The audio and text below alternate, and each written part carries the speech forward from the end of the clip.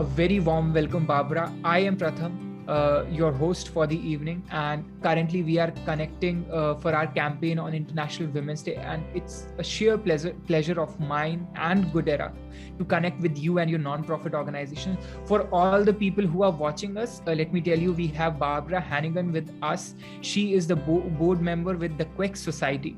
And the nonprofit has been doing some amazing job. We have been following your nonprofit, and that is why we are so excited to connect with you today. So first of all, quickly, Barbara, a basic introduction of yourself. How would you like to introduce yourself and the Kwek Society too? Well, I am Barbara Hannigan, and I live right outside of Washington, D.C. in the United States in a town called Falls Church, Virginia. I was a lawyer. I recently retired just before COVID, and I was an ethics lawyer. So I, was very much involved in the rights of people and in doing the right thing, which has been a perfect tie into this nonprofit organization that I am part of, the Kwek Society, because the Kwek Society is very much focused on women's rights and making sure that we fill a need that we found in the Native American community, which is to end and mitigate to the extent that we can period poverty, which as you and I talk a little bit more today, Pratham, I'll explain what that is. But I'm delighted to be here today on behalf of the Kwek Society, and thank you so much for including us in this wonderful program. Thank you so much, Barbara. And as I already said, that the pleasure is all ours, and we would love to hear from your thoughts, your approach, and the work that your organization has been doing. But first of all, let me ask the most basic question. Like taking in consideration our current campaign, please explain us that what is basically the significance of International Women's Day? Why are we celebrating it, and what are we looking at from here? Well, first of all, I don't know if you can tell on the video. Let's see if I can improve my light a little. I know this is probably a Zoom no-no, but in honor of International Women's Day, I am wearing the 3 colors of International Women's Day. I have purple earrings, which signify justice and dignity. I have it's very hard to tell, but it's a bright green sweater, which signifies hope for women everywhere, no matter what our circumstances. And white, which I understand in the International Women's Day community has been a somewhat controversial color. So I am going to say that I am wearing white because it is the color of the United States suffragettes who fought hard for the vote for women in America and equality. And I think that International Women's Day is a day that we need to pause and reflect and take action to ensure gender parity in every arena. I also love the fact that this is not just one country or one continent, but an international movement, because as Pratham and I were talking before this session began, I think we're all more internet connected than ever through the pandemic, unfortunately, but we're all connecting on Zoom and in social media in every way across the world, and are very interested now more than ever in what is happening across the world, politically, socially, economically. So I think that on International Women's Day, we've got to think globally, and we have to focus on human rights and needs, and especially the human rights and needs of women. I also think it's a terrific day to focus on the many accomplishments of women in professional life in all arenas and in social and familial life. And finally, I think it's a day when we should all, men, women, girls, boys, everybody, ask ourselves, how can I make life better for women and girls? Is there something I can do? Is there an organization I can volunteer with or help or give money to? Should I start my own organization? Is there somebody on my street or my neighborhood or my community are there girls who need someone to bring them along? So I think it's a great day to think, pause, and also take action. Wow, thank you so much, Barbara, for sharing that. I think that was insightful, motivating, inspiring, all at the same time. And I am even more intrigued to know more about the Kwek Society and the work that you do for women and girls in the society. Oh, well, thank you for asking about it. It's a perfect day to tell you about the Kwek Society. Kwek in the Potawatomi Native American language means women. So the Kwek Society is the society for women, which I think is just a great concept and a great place for women to go to fill this need that I'll tell you about. We believe at Kwek that access to period supplies is a basic human right and a basic woman's right, and that is what we're trying to fulfill. We are a completely nonprofit organization. We were formed in 2018 by my dear and inspiring friend, Eva Marie Carney, and also very talented and committed. And the Kwek Society is committed to supplying period supplies to Native students and communities across North America. Currently, we have 72 partners in 8 states. This is increasing all the time, but I do believe I have the most up-to-date statistics. We have 72 partners in 8 states and Canada, so we are now international. And we provide, as I said, period supplies as well as educational materials to both boys and girls on periods and puberty. And we also supply something that we call moon bags. Moon time means period in the Native American culture.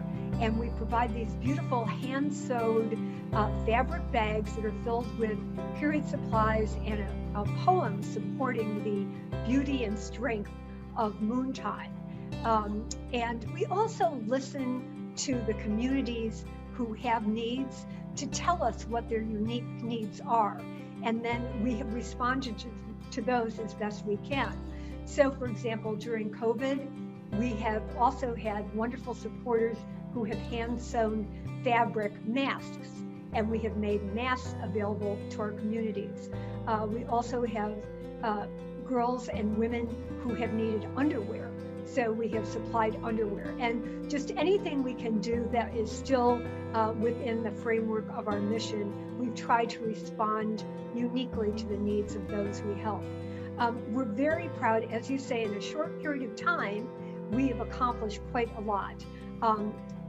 Our total number of period supplies distributed by this summer will be 1 million, which I think is pretty incredible for a small organization. Last year alone, we distributed 400,000 period supplies, 4,500 of these beautiful moon bags, and 585 puberty education books. So that's pretty amazing. Now, a little bit about the problem.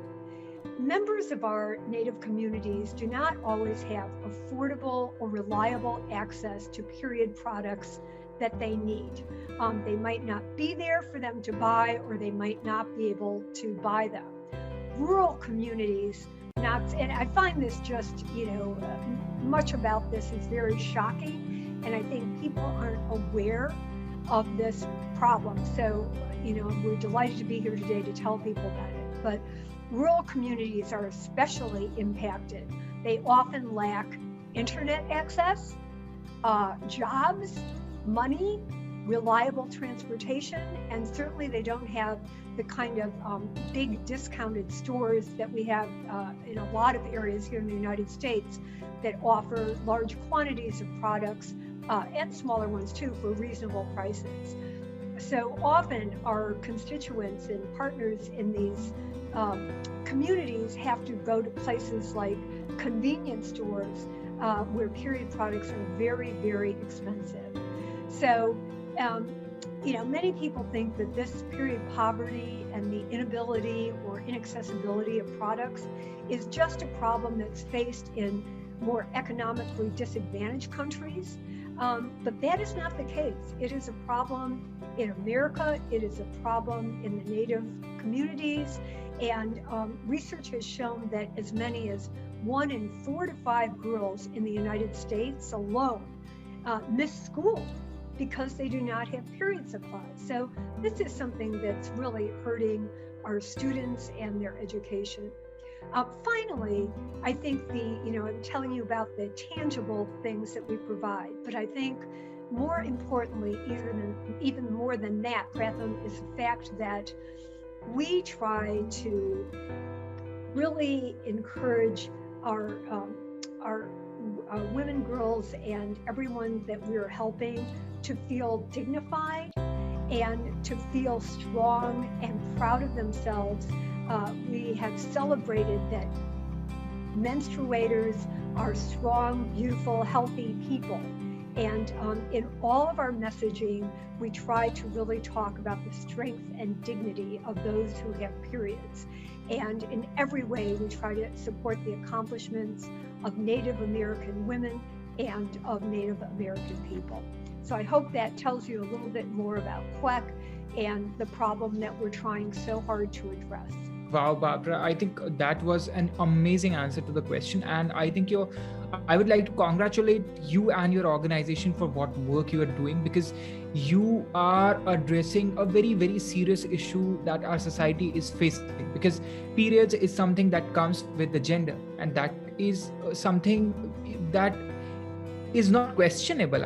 I would say that shouldn't be questionable, that shouldn't be stigmatized, that shouldn't be tabooed in a way, and the entire society should accept it, because every single woman, every single girl goes through that. So I think that's a truth of life. So it should be accepted with both the hands by the society as well. And while it comes about the hygiene has to be at the prominent priority, because while we talk about the hygiene of the society, hygiene of cleaning your hands, cleaning your face, cleaning your mouth, so in the very same way, I think hygiene covers the entire body, be it a male or a female. So I think I would like to say that your organization is doing some great job. And moreover, yes, like you said, the last point of yours, that you are encouraging women and girls to feel more dignified about who they are and feel proud of whatever they are doing, whatever they are facing. So I think this is very, very important, because more than society, all those girls, all those beautiful women need to feel the dignity and the pride that they should take of whatever they are, whoever they are. So that is something very, very amazing. And taking a cue from that answer of yours, I would like also to understand from you, like, currently we are talking about empowering women, empowering girls, but when we talk about the corporate society of ours, be it developed nation or a developing nation, we see quite a difference in the ratio, in the gender ratio, in the working class of any country. So I would like to understand from you how to encourage, maybe share with us some ways or something your organization is doing to encourage girls and women to pursue entrepreneurship and leadership in the corporate world. Well, first of all, I think our organization exists as a model of entrepreneurship. This one woman and dear friend of mine, Eva Marie Carney, read an article, identified that this was a need, was shocked, horrified, and saddened by it, and really single-handedly has created this incredible organization that since 2018 has distributed 1 million period supplies, or will have soon. It just shows you, we women, we are forces of nature, and we can accomplish anything that we want. And I think that we just have to figure out what our talents are and how we can use them to do good in the world or to pursue our passions. And I thought about, I love this question, and I've thought about this a lot. And I think something that all women need to advance are role models. I'm hoping that our organization and its founders and all of our partners who are working with us collaboratively to try to fulfill this mission would be role models to young women and girls and people across all countries. But I think that wherever you are as a woman or a girl, you need to look for role models. Who are the people you admire? Who are the people who are working on issues to make the world a better place, to help people, to fulfill needs? And then if you can, try to get to know those people, send them an email, use social media, try to figure out who they are. Also, besides just role models, women need mentors. And this, I think, is a hard issue. I know it is in our country, and I think in other countries too. This is something that men have always done, at least in our country. More senior men have always helped more junior men come along in the workplace. And I think this has not been as prevalent among women. And so I would like to urge all the women, the older or senior women of my generation, to mentor younger women and reach out to them. And they might be afraid to reach out to us, so we should reach out to them. But I think that if we support each other in whatever our goals are, we'll be stronger. I think another thing that is important to the advancement of women is that employers have to really think more deeply about diversity, particularly gender diversity. And I think a lot of employers, I don't want to malign all employers here, but I think a lot of them think of diversity as this sort of nice theory that sounds so good. Oh, we're going to be open, to all people and all genders and treat them equally and so forth. Okay, I believe in all of that too. That's not just a pretty theory, it's a very important one. But on top of that, employers need to realize that advancing women is actually going to help their business, their entity, whatever their mission is, because they're missing a whole pool of unique talents by not looking at the women in their organization as possible candidates to go up the chain of command. So I was thinking about this and I thought, for example, I think that particularly in these times while we're all dealing with COVID and working remotely and so forth, that women may have more unique experiences. I mean, men have these experiences too, but women may be more sensitive to the issues that people and families are facing, juggling this new reality of working at home and maybe homeschooling the children if the school's closed and so forth. And I think that's something that they could bring to the table of their organizations. Just one example of how to make the workplace a little bit more enlightened to its workers. So I think there's a lot of things that people can do, but I would urge younger women to try to find mentors, older women to be those mentors, and employers to try to focus more on women as actual real benefits to your organization and all the talents that they can bring, and don't just have diversity day once a year or something as a nice event, but make it something really real and embedded in the DNA of your organization. I think I totally agree with every single word that you've said, Barbara. And I think, like you said, women need to mentor their junior girls that are joining in a corporation or in a society, in a community or wherever.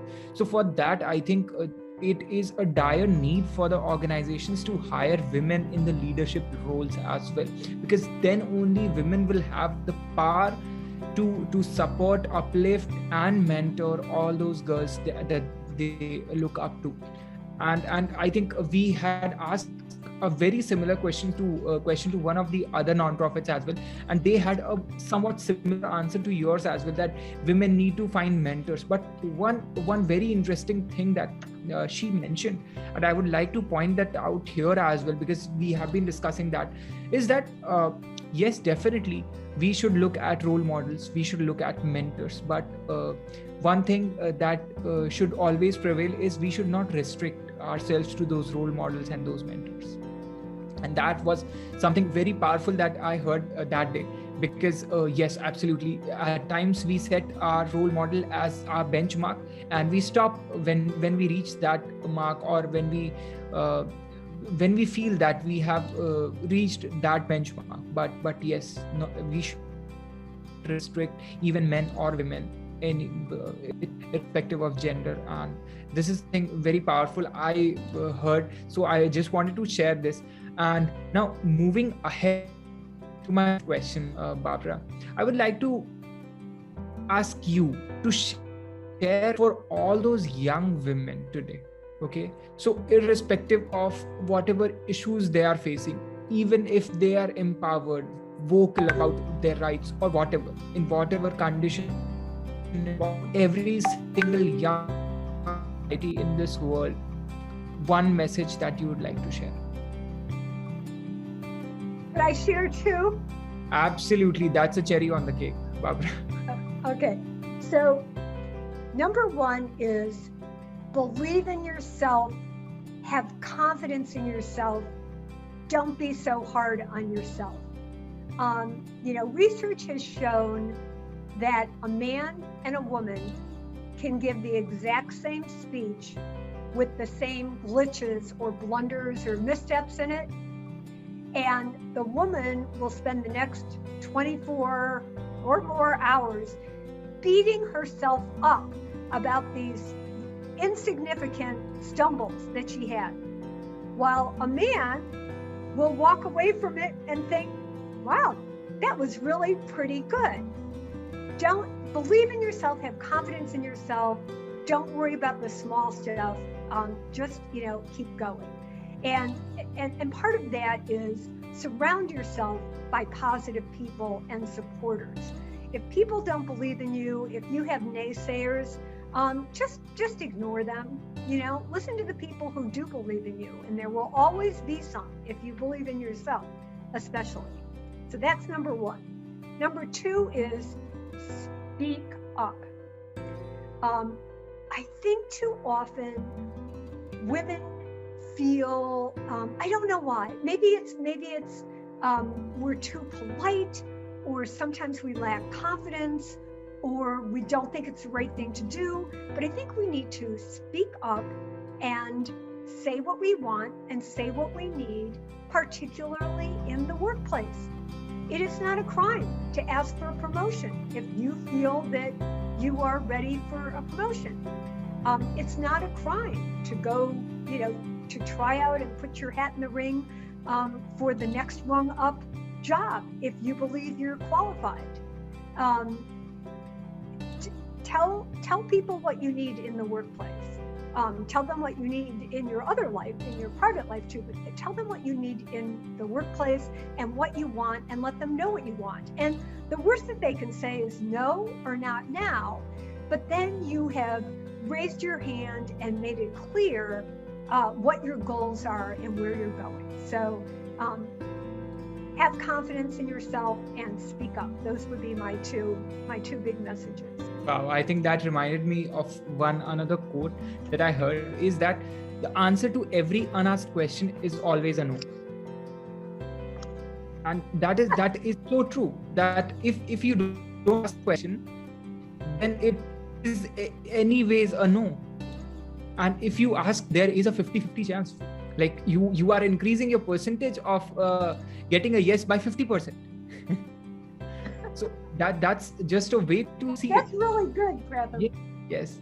So I think that also I heard from someone that reminded me, and like this is something great that is in our current discussion. Like we are getting to understand the cause, and it's really great to understand a particular cause so deep that you can actually understand the nitty-gritties about it and actually feel for how and actually have a positive, optimistic approach towards its resolution. So I think that is something great that I am getting to learn from you, Barbara. Thank you so much.